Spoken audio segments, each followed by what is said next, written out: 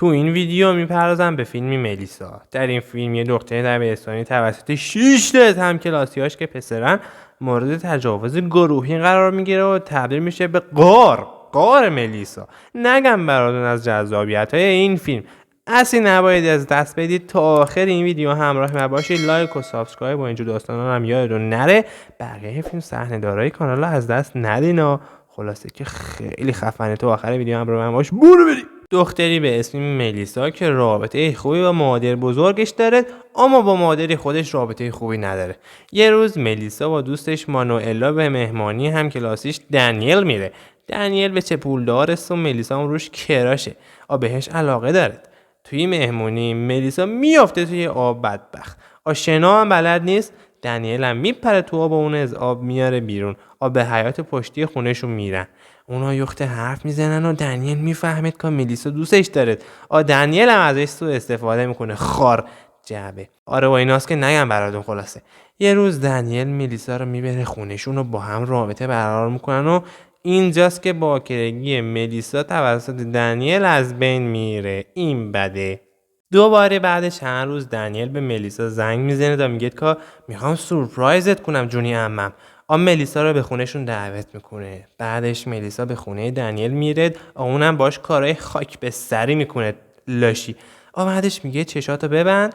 یهو رفیق دنیل شروع به بوسیدن ملیسا میکنه. ملیسا از این کار بدش میاد و میخواد بره و اما منصرف میشه و با رفیق دنیل هم رابطه برقرار میکنه. ملیسا هم خودش دندش میخوره.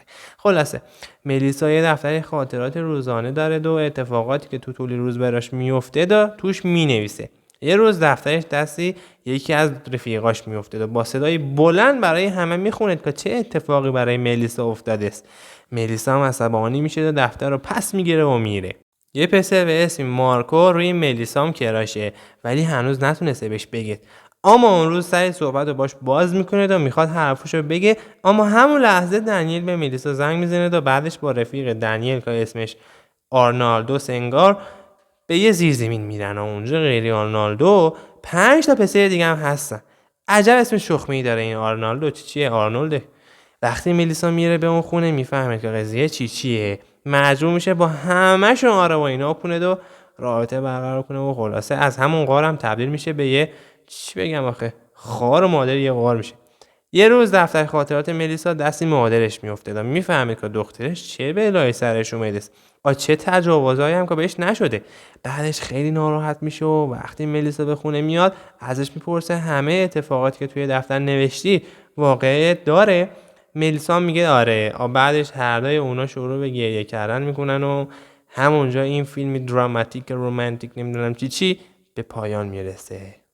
خلاصه این هم بود داستانی فیلمی امروز. خوشحال میشم که اگه تا اینجای ویدیو اومدی لایک و سابسکرایب با اینجور داستانا که خودت بلدی و انجام بدی.